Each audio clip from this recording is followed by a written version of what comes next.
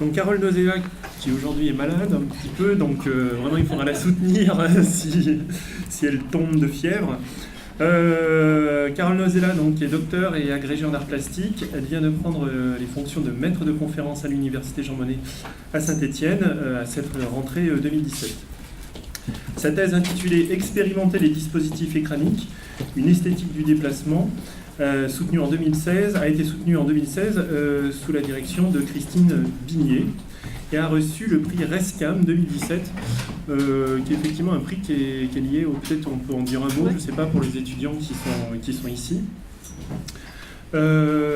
Artiste chercheuse, Carole Nozella se concentre sur les expériences filmiques et urbaines. Elle a publié notamment en 2016 « Revêtir la peau d'un autre », l'expérience marionnettique des casques de réalité virtuelle dans les scènes philosophiques de la marionnette, et aussi en 2015 la subversion des lois du médium, glitch art et autres pratiques dans Figures de l'art numéro 30. Merci beaucoup. Alors oui, je m'excuse d'avance parce que je suis malade et donc je risque de parler un petit peu du nez. Donc désolée si vous ne comprenez pas tout, je vais essayer d'aller lentement. Oui, donc le prix RESCAM, juste pour en dire un mot, c'est un prix du réseau des écoles doctorales qui valorise les travaux de recherche-création en fait. Voilà. Donc, qui va donner lieu, pour le cas de ma thèse, à une publication chez l'Harmattan, mais je ne sais pas encore quand. Voilà. Je vais vous parler aujourd'hui de deux travaux en fait, que j'ai réalisés il y a un petit moment, mais qui reprennent la thématique du visage. Et donc, j'ai intitulé cette communication « Visage presque invisible, une résurgence auratique dans l'expérience de la défaillance technologique ». Donc, c'est un titre un peu compliqué, mais voilà, j'ai essayé de trouver au plus juste la place de la notion d'aura dans tout ça. Donc je vais vous en parler un peu plus tout de suite. Dans un premier temps, je voudrais d'abord vous montrer, donc voilà, il y aura la notion à la fois d'aura, qui est présente dans la citation de Walter Benjamin, dans l'expression fugitive d'un visage d'homme sur les anciennes photographies, l'aura nous fait signe une dernière fois.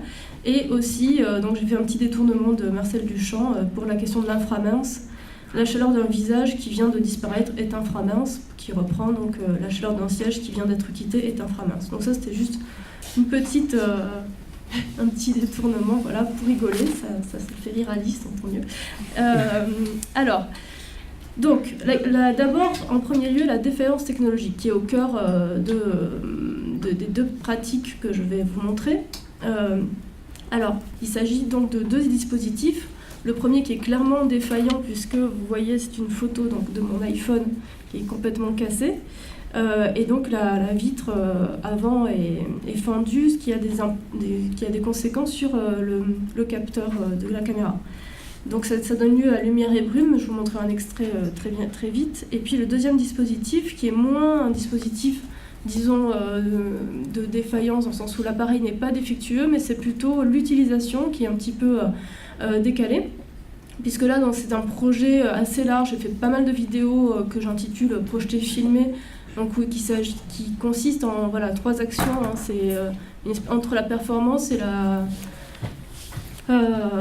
la vidéo, puisqu'il s'agit de projeter des vidéos dans l'espace urbain ou périurbain en me déplaçant. Donc voilà, puisqu'un picoprojecteur permet de se déplacer, puisque c'est un appareil qui fonctionne sur batterie et qui est assez petit. Et donc voilà, se déplacer et filmer l'ensemble, filmer la projection qui est mise au contact de l'espace réel et qui est dépendante de l'environnement, qui bouge derrière elle, on va dire. Et donc là, la vidéo dont je vais vous parler, c'est la passante. Donc l'idée de cette communication, c'est de vous montrer d'essayer de montrer que l'expérience de la défaillance des appareils de captation de diffusion peut permettre la sortie de leur programme et offre la possibilité de créer des images à la limite du lisible, visible, de toucher à un inframince, de croiser des chemins entre le donné et l'interprétation de l'appareil. La représentation du visage accroît la puissance de cet inframince en ce qu'elle fait revenir une constellation d'images et fait surgir la notion d'aura. Le flou, l'indiscernable ou l'inidentifiable, oscillant avec le lisible par le mouvement des images dans la vidéo, rend d'autant plus sensible ce léger vent qu'est l'aura, donc on reparlera de cette idée d'aura. Donc je vais décrire dans un premier temps les deux réalisations dont il sera question, puis je reviendrai sur cette notion d'aura, et puis je vais essayer de voir comment cette notion peut nous aider à envisager la portée émancipatrice de la défaillance technologique. Et je n'ai pas tellement eu le temps de beaucoup parler d'inframince, mais je finirai quand même là-dessus. Donc Lumière et brume est une vidéo donc, qui est faite avec cet appareil, une vidéo qui est produite donc, avec cet appareil défectueux. Comme je le disais tout à l'heure, la caméra frontale qui est utilisée pour l'autophotographie, les selfies, et non pas abîmée, mais c'est la vitre juste devant qui est fendillée et donc fait un effet de diffraction devant l'objectif. Dès lors qu'on essaye de prendre une photo, donc un selfie avec cet appareil, on ne peut aboutir qu'à une image floue, déformée du visage. L'accident devient ici le prétexte à l'exploration de cette nouvelle relation au dispositif d'autophotographie. Comment profiter des propriétés inattendues des images produites par le filtre de cette vitre fendillée. Le visage donc, est le sujet un peu imposé quelque part par le dispositif de caméra frontale.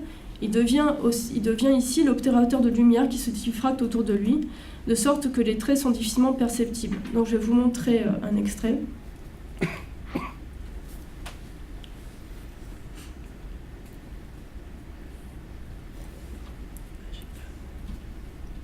J'ai pas mis le son. Ah, il y a un Japon. On va faire avec...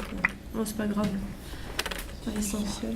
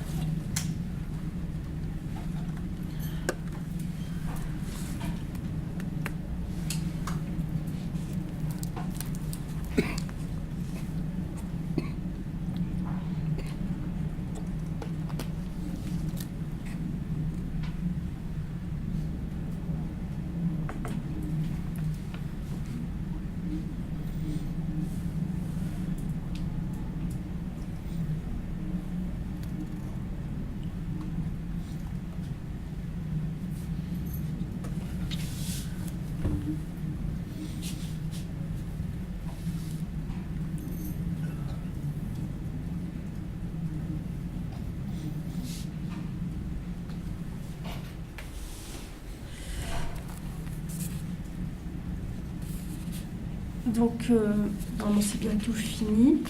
C'est un extrait, hein, c'est une vidéo qui fait plutôt 3 minutes, entre 3 et 4 minutes. Donc voilà, vous pouvez voir un assemblage de photographies au centre qui sont travaillées sur l'opacité, et puis 2 films côte à côte de trajets, qui sont donc toutes ces images ont été faites avec cet appareil défectueux, et vous pouvez voir cette idée de diffraction de la lumière autour du visage, puisque le visage est souvent placé à contre-jour, et c'est ce qui permet cet effacement en fait, des traits.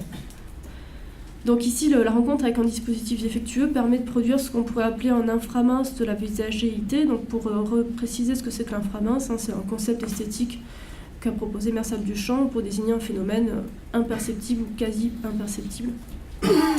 La figuration ici aussi entre l'ombre, la lumière et la brume de la diffraction et le halo d'une forme vague d'un trait de lumière qui dessine furtivement le contour d'un visage.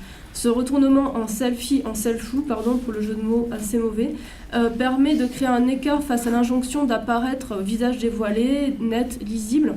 Il s'agit de transformer la défaillance technologique ici en processus de résistance face au phénomène de survisibilité qui s'associe aux dynamiques de contrôle par identification.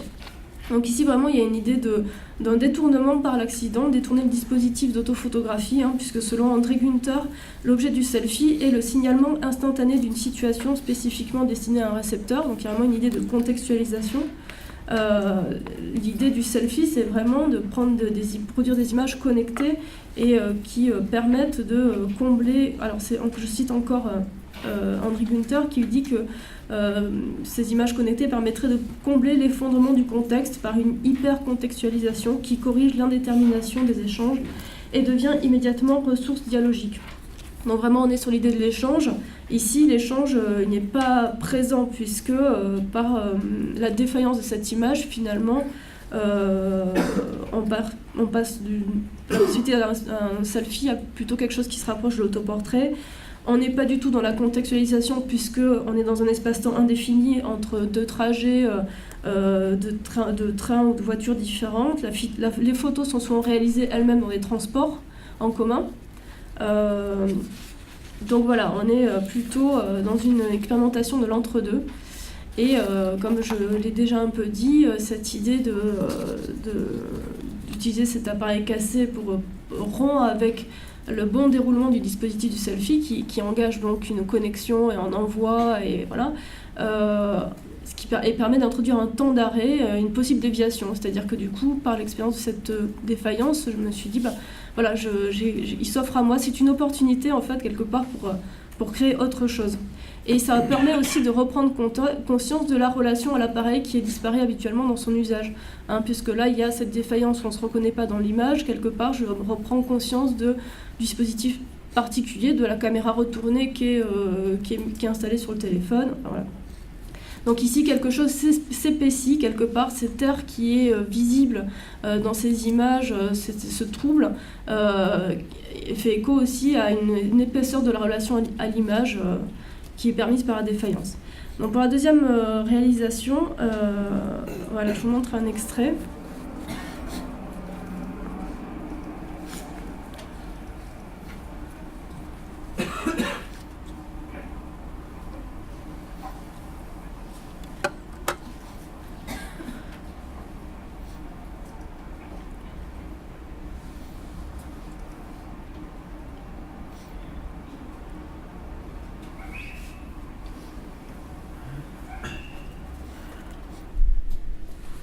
Alors, on est plus proche ici de la question de l'inframince, mais bon, je vous donne une description et après je vous montre un deuxième extrait. Donc la passante donne à voir l'image d'une jeune fille qui est projetée en mouvement dans les rues de Paris. Sur le bitume, son visage apparaît et disparaît au gré des variations lumineuses, phares de voitures, éclairages commerciaux routiers. Dans cette réalisation, le processus d'apparition de l'image rend aussi propice sa disparition, puisque la projection, trop faible par rapport à l'environnement, rend cette passante semblable à un spectre, au seuil du discernable et de l'indiscernable. Ainsi, le mot diffusion entendu au sens de rendre publique une image, et là je renvoie aussi à la question tout à l'heure abordée des réseaux sociaux, etc. Ici, elle peut s'entendre à des notions de diffusion comme l'action de diluer quelque chose dans un milieu. Cette réalisation cherche à traiter l'image et la présence de la femme dans l'espace urbain et fait écho par son titre aux propos de Charles Baudelaire qui différencie le flâneur forcément masculin des passantes qui sont celles qui s'offrent à son regard comme de simples objets de désir. Dans sa faiblesse et dans sa discrétion, la projection vidéo mobile installe la présence d'une femme, d'une image qui fait corps avec l'espace, qui l'imprègne autant qu'elle se fond en lui. Donc on a un rapport beaucoup plus ténu. Alors je vous ai mis les liens.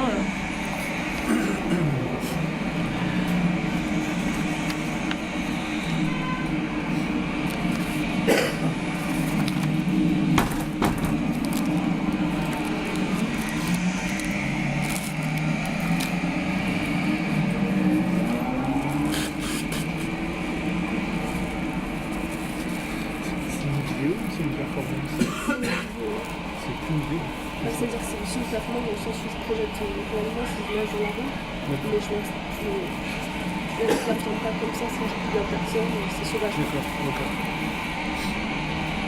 Alors c'est vrai que là ça aurait été bien, mais comme la lumière... Oui, c'est sûr. Bon là c'est vraiment tout. Bon, vous allez avoir encore plus du mal à discerner avec...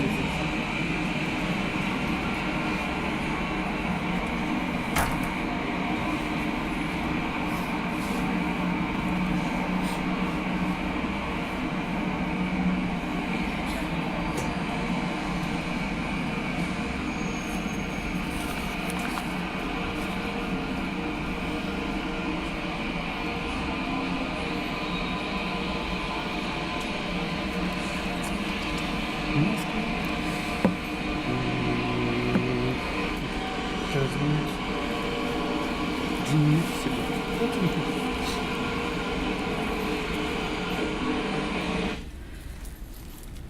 Voilà, donc deuxième extrait. Là, la vidéo dure normalement 6 ou 7 minutes. Tout ça, vous l'avez sur, si vous voulez les voir en entier, j'ai mis le lien ici, en bas, sur Vimeo. Voilà, dans ces deux vidéos, la représentation du visage est mise en trouble car le dispositif de fabrication d'images fait défaut. Le dispositif est débordé par les éléments du réel qui viennent s'interposer entre le visage et le regardeur, puisqu'on est là, on vient de le voir, la puissance du projecteur est trop faible, il y a beaucoup d'éléments autour et finalement il y a une espèce de voile. L'image elle-même devient une sorte de spectre. Donc ces éléments qui peuvent faire écran, dans l'autre vidéo on avait vraiment la diffraction de la lumière qui faisait écran à la figuration du visage. Donc cet écran, ce voile, ce flou, ce brouillage m'évoque la notion d'aura. Alors bon, cette notion elle n'est pas du tout évidente à traiter. Je me suis quand même, donc j'ai changé le titre, mais je l'ai quand même gardé dans le titre parce que c'est une notion qui m'est venue vraiment à la création de ces images et dans un certain ressenti plastique. Et je vais essayer de m'en expliquer, mais évidemment, ni la valeur cultuelle, ni le côté sciences occultes qui sont rattachées aux notions d'aura n'est ici à mettre en valeur, mais il faut plutôt les considérer comme un imaginaire, une survivance des images qui est déclenchée par le flou, le brouillage. Alors d'abord et avant tout, l'aura est ici à entendre comme un phénomène quasi matériel. L'air léger, le souffle, le vent, tel est le sens étymologique du mot aura en latin. Dans la physique quantique, ce léger vent était associé à la lumière et très vite cela nous renvoie au divin. Mais j'aime bien l'expression de air lumineux qui pour moi fait écho à la sensation brumeuse de la diffraction de la lumière dans lumière et brume et à la diffusion de la projection dans la passante. Ensuite, l'aura est souvent associée par rapport au visage à l'effacement, au retrait, au brouillage des visages. On a par exemple l'auréole qui est un dérivé de l'aura. Donc d'un point de vue religieux, qui peut être figuré par une lumière très forte autour du visage, dans la divinité, mais aussi parfois à la place du visage, ce qui est le cas dans les miniatures persanes du Moyen-Âge. Il y avait, surtout pour représenter Mahomet, on avait vraiment un voile devant le visage. Dans un autre registre, celui des sciences occultes, donc j'en ai parlé tout à l'heure, la tentative de captation en photographie de l'aura est ici synonyme, donc l'aura dans le sens de âme à ce moment-là, suppose l'emploi d'un flou, d'une mise à distance de la figuration humaine pour saisir donc cette émanation atmosphère qui semble entourer un être ou envelopper une chose. C'est la définition du Centre national du lexique, voilà. Donc l'émanation, l'atmosphère qui semble entourer un être ou envelopper une chose. Alors là, je pense à Hippolyte Baraduc, qui avait fait ses expérimentations au XIXe siècle, qui avait essayé de capter comme ça l'aura, et on a des images complètement floues, du coup la figuration disparaît. Donc ici, comme je l'ai déjà dit, il ne s'agit pas de ramener les images que j'ai pu faire à un hypothétique statut spirituel ou sacré, mais de pointer un imaginaire à l'œuvre. Des représentations de visages altérés, brouillés, floutés sont ainsi associées à une dimension spirituelle, pointant la possibilité de figurer l'invisible par une forme illisible ou qui brouille le lisible.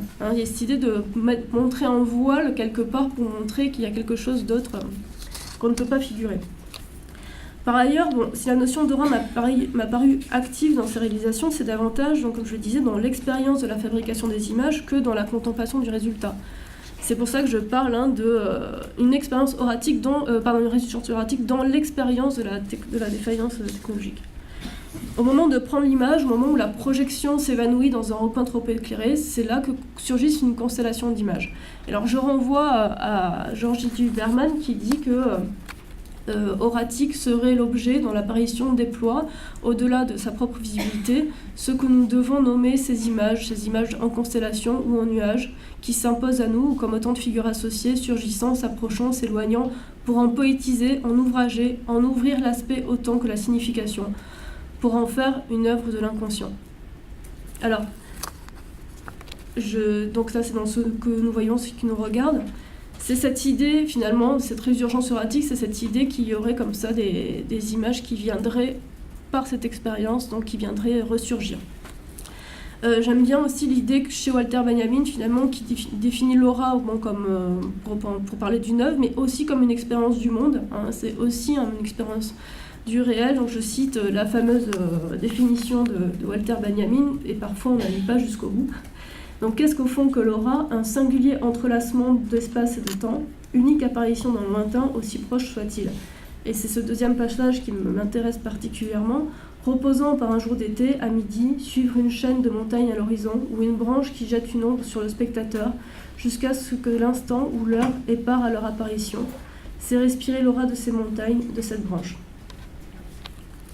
Donc, ce singulier entrelacement de temps et d'espace, quand le maintenant rencontre l'autrefois, renvoie à cette constellation d'images évoquée tout à l'heure, et cela se situe dans l'expérience. Donc là, c'est marrant que Walter Benjamin parle de spectateur alors qu'il parle d'un paysage. Hein, je trouve que c'est assez intéressant ce choix du mot spectateur. Et là, moi, je parle d'être spectateur quand on produit soi-même des images. On est toujours quelque part des spectateurs en tant que producteur. Et donc, voilà, c'est vraiment quelque chose qui vient de l'expérience, une volonté de faire le selfie, puis ce brouillage, puis un temps d'arrêt. L'image devient inutilisable, mais elle fait revenir à travers elle d'autres visages, car le flou aussi anonyme la figure, et ça c'est aussi un aspect important, hein, on sort de la singularité de mon visage pour être dans une apparence d'un visage plus ou moins, voilà, qui est moins moi, disons. Et l'effacement renvoie donc à une histoire de l'art empreinte de spiritualité, et donc à travers l'écran, je deviens autre. Des images remontent alors dans ma mémoire, c'est une archéologie personnelle que je vous propose ici. Je ne vous ai pas mis les images, je vous laisse, si vous les connaissez, les faire venir dans votre esprit, et sinon, vous les chercherez. Donc, je parlais d'Hippolyte Baraduc, je pense aussi à des icônes religieuses, au voile de Véronique de Zurbaran, à Memoria de Biviola, à des fresques de Pompéi, ou celles de Rome qui s'effacent dans Roma de Fellini, au portrait braille de Patrick Tosani, en passant par les autoportraits qu'on a vu tout à l'heure de Rembrandt en clair-obscur. Voilà, c'est des images qui surgissent par l'émergence donc, de ce flou. Alors oui, pour juste une petite note sur la question de la résurgence, je trouve intéressant aussi que Didier Berman dise dans Devant le temps que le déclin de l'aura ne signifie pas sa disparition totale, mais sa résistance sous forme de supposition. Parler d'une résurgence de l'aura dans l'expérience de la défaillance technologique, c'est supposer sa présence souterraine qui peut ressurgir à tout moment. Donc vraiment sortir peut-être d'un contexte historique pour plutôt s'attacher à la mémoire, c'est ce que dit aussi Didier Berman. Il faut un modèle capable de rendre compte des événements de la mémoire et non des faits culturels de l'histoire. Et c'est-à-dire à la fois accepter le choc de la mémoire sans se remettre au passé. Et je parle de tout ça parce que l'idée aussi de cette communication, évidemment, c'est de relier à travers cette idée de constellation d'images qui sont beaucoup picturales, c'est de relier notre expérience des écrans aujourd'hui à une histoire de l'art plus large et montrer qu'il n'y a pas forcément de séparation claire, heureusement. Et je renvoie à ce que disait tout à l'heure Itzhak Goldberg. Alors ici, donc, l'exploitation d'un dispositif associé à la superficialité, hein, le selfie est associé à la superficialité, je pense qu'on pourrait en parler parce que c'est peut-être pas aussi simple que ça, mais bon, dans l'imaginaire, c'est associé à la superficialité, à la mise en scène de soi, au narcissisme. Ici, on a un détour par la mémoire qui semble être un moyen de se dégager des attentes du dispositif pour se réapproprier notre rapport aux images. Et enfin, une dernière chose à propos du fait technologique et de cette aura de la défaillance, s'il doit y en avoir une, je reprenais donc les propos de Walter Benjamin et de Didier Berman sur l'aura telle que lui l'entend dans le sens cultuel. Les œuvres tiennent leur aura d'une croyance en ce qu'elles seraient archéopoïètes, c'est-à-dire pas fabriquées par la main de l'homme. Je cite Didier Berman, il dit « L'aura s'impose dans la mesure même où la procédure imageante demeure secrète, miraculeuse, hors de portée. » Et en fait, je trouvais ça intéressant d'essayer de faire un lien avec notre rapport aux images technologiques actuelles. Dans les images technologiques, même si l'on sait pertinemment que la procédure imageante n'a rien de miraculeux, quoique on peut rappeler une des lois de Clarke qui dit que toute technologie suffisamment avancée est indiscernable de la magie.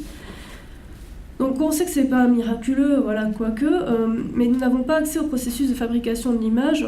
Celle-ci, donc je parle des images numériques, Celles-ci ne sont plus simplement... le processus n'est plus simplement physico-chimique, mais mathématique, algorithmique, et puissamment complexe. Dans le surgissement d'un flou oratique dans les images, n'y a-t-il pas une mise au jour de ce mystère ? Non une révélation, non un dévoilement, mais au contraire la mise en lumière d'un voile qui pointe qu'il reste de l'invisible.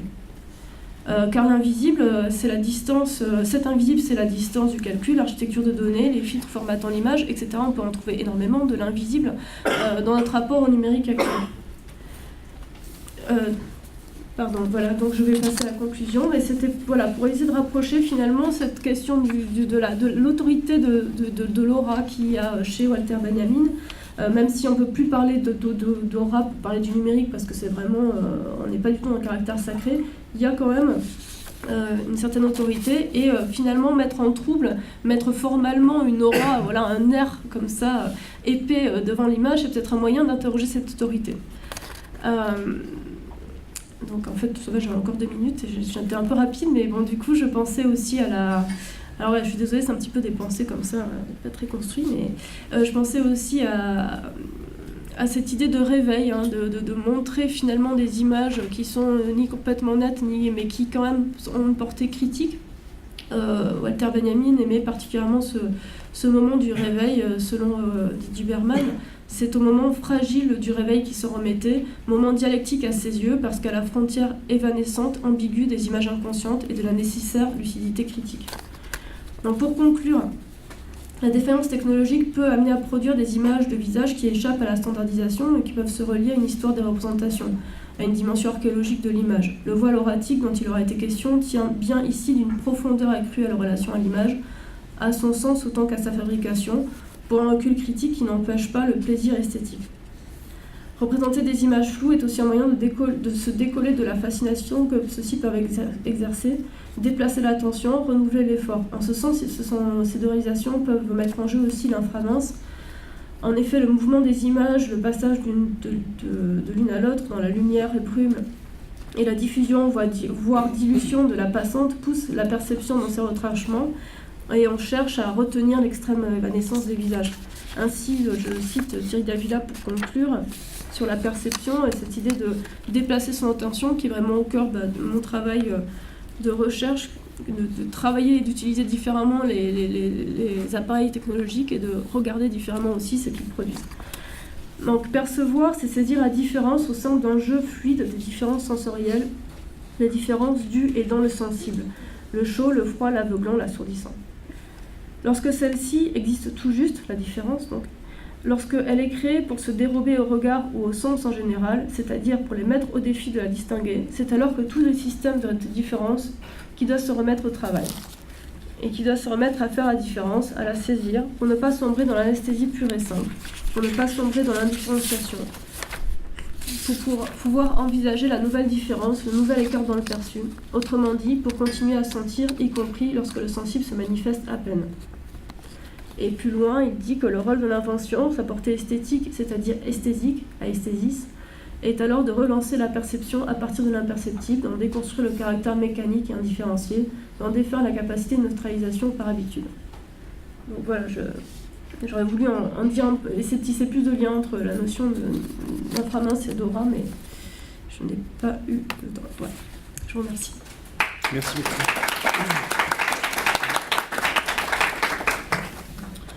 Bien, est-ce qu'il y a une petite question ? Oui. Merci pour votre exposé. Je trouvais l'idée extrêmement originale. Et je suis un peu perplexe par rapport à mon résurgence. Oui. Est-ce que c'est, au risque de simplifier, est-ce que des mots comme trace, empreinte ou même à la limite révélation n'étaient pas plus appropriés, puisque malgré ce que dit Berman, l'aura ne ressurgit pas, elle reste. Je veux dire, quelque chose que vous... C'est le mot résurgence. Ouais, d'accord. Effectivement, j'ai eu vraiment du mal à trouver le bon terme pour ce titre, et je trouvais la résurgence comme, encore une fois, je l'ai vu d'un point de vue un peu plastique. C'est-à-dire vraiment, je voyais l'idée d'une rivière souterraine qui passait, qui était toujours là, comme vous le disiez, mais qui refaisait surface, quoi, voilà. Mais bon, c'est vrai que D'accord. voilà, c'était vraiment dans ce sens-là, quoi. Une autre question? J'ai une question par rapport à Laura que, si j'ai compris, disparaît dans le numérique. Non, c'est pas, c'est certainement... Je n'ai pas tout à fait dit, j'ai pas parlé de ça. Cette notion d'aura, elle se déplace plutôt avec le numérique et pour partir, pour ne plus être dans le processus de fabrication, mais mais elle est plutôt visible au moment où le spectateur va regarder l'œuvre pour la contempler, non, par rapport au numérique. Ce que je disais juste sur le numérique, c'est que la question de l'autorité de l'image culturelle, donc, qui est la définition un peu de l'aura pour Walter Benjamin, quelque part je me demandais si c'était pas encore présent dans le terme d'autorité. Vraiment, cette idée aussi, je l'ai pas lu, mais la question du regard, puisque normalement, l'œuvre oratique, c'est celle qui lève le regard, c'est quand vous regardez une image et qu'elle vous regarde aussi quelque part. Et je trouvais ça intéressant de repenser cette idée de regard de l'image aujourd'hui avec des dispositifs qui effectivement nous regardent. Mais par contre, je sais pas, le problème c'est qu'on a associé la notion d'aura à quelque chose de plutôt sacré. Alors il me semble pas que dans le numérique on est dans une sacralisation. Pas tant dans le sacré, mais plutôt dans la relation que l'observateur. Oui, ce qu'on donne, ce qu'on associe à l'image, ce qu'on lui donne comme force aussi, effectivement. Oui. Une dernière? Oui. Vas-y. J'ai une question, c'était finalement les traces qui sont laissées par la machine défaillante, donc ici c'est le smartphone, qu'on a déjà aussi avec la chronophotographie par exemple, ouvre finalement, c'est ce que vous dites, si j'ai bien compris, ouvre un nouvel espace qui est de l'ordre de l'inframince, voire de l'aura, de l'énergie. Voilà. Et ma question c'est quel est le rôle de la figure dans cet nouvel espace, parce que c'était la thématique et puis c'est le visage presque invisible. Et donc, quel est le rôle de la figure dans cet espace particulier, dont la machine semble quand même jouer un rôle important? Et quel est le rôle de cette figure par rapport à la notion de figurabilité qui appartient à Didier Bormann? C'est une question en ligne.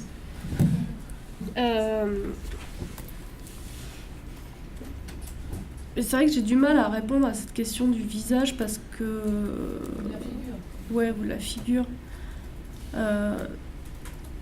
Pour le premier, pour Lumière et Brume, effectivement, c'est sous-entendu par le dispositif. Il y a une espèce d'attente, finalement, de cette caméra, d'un visage. Une espèce de dévoration du visage. Et pour la deuxième réalisation, c'était vraiment... oui, la question de la présence et qui passe par le visage, vraiment un ancrage